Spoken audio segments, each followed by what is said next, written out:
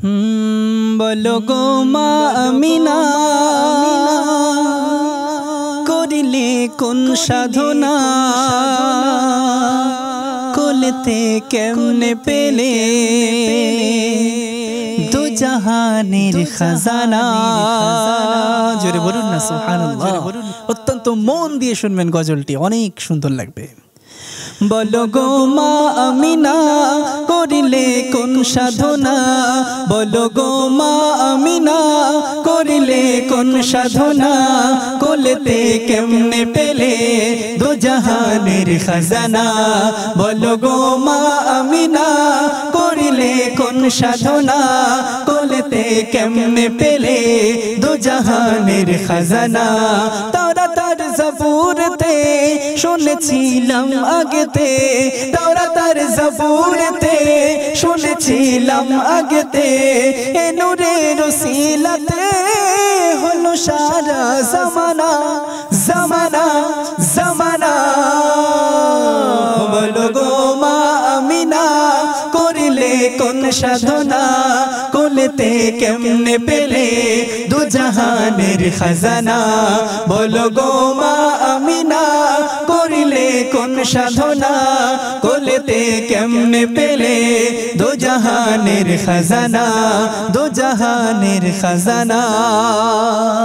কবি সুন্দর ভাষায় লিখছেন, ধন্য তুমি ধন্য ইহার জন্য গো, ধন্য তুমি ধন্য ইহার জন্য গো, নিরুপমায় হলে তুমি গণ্য গো। ধন্য তুমি ধন্য ইহার জন্য গো, নিরুপমায় হলে তুমি গণ্য গো। স্বামীকে হারিয়ে তুমি পেয়েছো বিচার স্বামী, স্বামীকে হারিয়ে তুমি পেয়েছো বিচার স্বামী। সকলের চেয়ে দামি মাগো তোমার ঠিকানা ঠিকানা ঠিকানা। বলো গো মা আমিনা করিলে কোন সাধনা কোলেতে কেমনে পেলে দু জাহানের খাজানা। বলো গো মা আমিনা করিলে কোন সাধনা কোলেতে কেমনে পেলে দু জাহানের খাজানা। একটু জোরে সোরে তাকবীর হবে না? নারে তাকবীর। আর একটু জোরে হবে না? নারে তাকবীর। চলবে এমন গজল লাগে এখানেই বন্ধ করে দেব, চলবে শ্রোতার এমন আওয়াজ লাগবে ইনশাআল্লাহ। রাজি আছেন তো আমাদের সাথে? আর একটু তাকবীর দেন, নারে তাকবীর। কোকড়ানো ওই রেশমি চুলের ঝলকানি, কোকড়ানো ওই রেশমি চুলের ঝলকানি, হার মেনে যায় দেখে তারার ফুলকানি। কোকড়ানো ওই রেশমি চুলের ঝলকানি, হার মেনে যায় দেখে তারার ফুলকানি।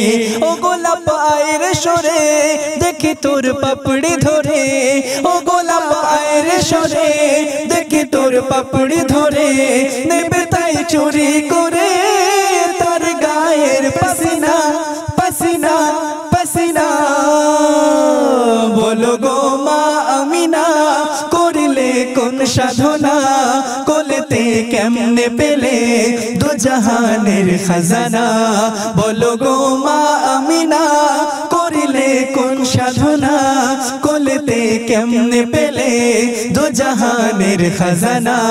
তাওরাতের জাবুরতে শুনেছিলাম আগেতে, তাওরাতের জাবুরতে শুনেছিলাম আগেতে, এ নূরের ওসিলাতে হলো সারা জামানা জামানা জামানা। বলো গো মা আমিনা করিলে কোন সাধনা কোলেতে কেমনে পেলে দু জাহানের খাজানা। বলো গো মা আমিনা